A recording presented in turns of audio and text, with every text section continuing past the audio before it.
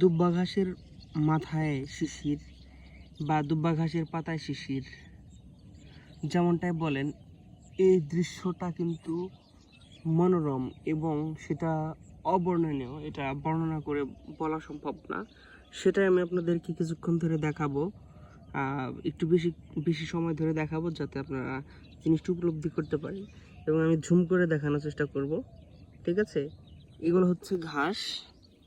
এই ঘাসটা কে আপনারা অনেকেই চিনে থাকবেন। এটা হচ্ছে দুব্বা ঘাস।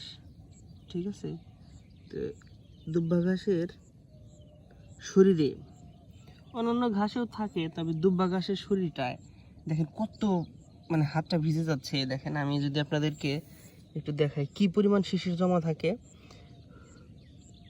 হাত দেওয়ার সাথে সাথে হাতটা ভিজে এরকম হয়ে গেছে। এবার